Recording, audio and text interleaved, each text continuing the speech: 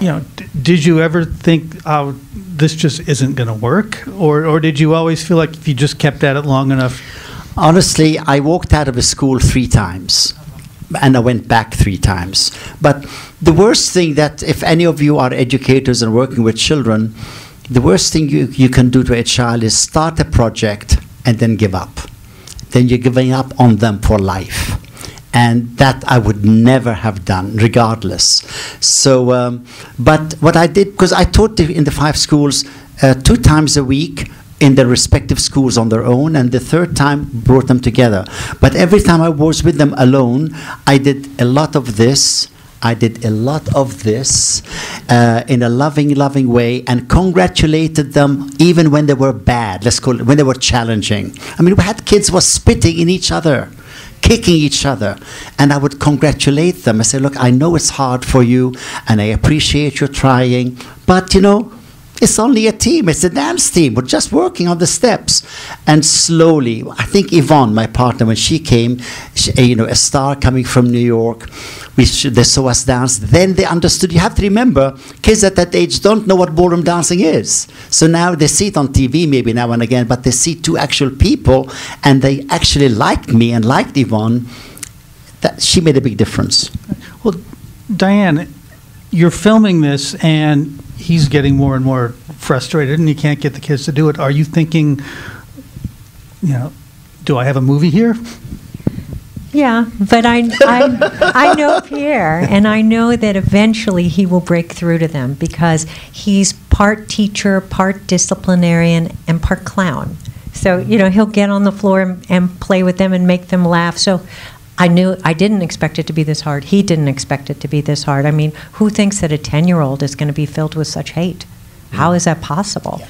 But, That's what they're taught. I had faith. But do tell the story in France with the young student. I've been traveling around with various screenings, ladies and gentlemen, and we did a screening, and then afterwards I was being escorted out of the movie house by the person who's in charge of me, and I'm followed by 2 teenagers. We did a screening, for high school students. And this was really wonderful. And 2 boys come along, say, can I have a photo, selfies.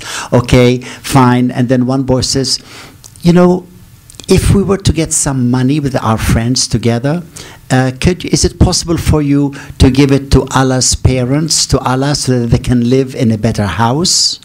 This is a 16-year-old young man. I mean,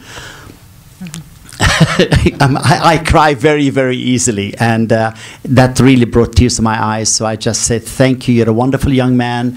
If you're feeling like that from now, you'll have a great future. So thank you for feeling the way you do. But we'll see what we could do at a later date as far as Allah is concerned. But thank you for your concern. But this is the type of thing, I mean, what I'm also glad about in France, all of the schools will have a guide. There's a company called Zéro de Conduite, where they work with documentaries, and they go into the schools, and this is an incredible film for high school students, for tolerance, for so many things that the kids really need to learn at that age. And we're doing it in America also. We have a guide that will accompany the DVD and go out to schools. But also now, I know, Nigel, you are dealing with how many kids a year? Auditioning, and what can dance do for someone? Without question. I mean, we see it a lot in the inner cities, that it really, you've said it basically, and it also does reliance, and it's trust that you put on other people as well. And it's very important. They say that about 135,000 kids take a gun to school across America. 135,000 kids. And so if you take that gun out of their pockets and put a pair of dancing shoes in there, that's what we should be doing.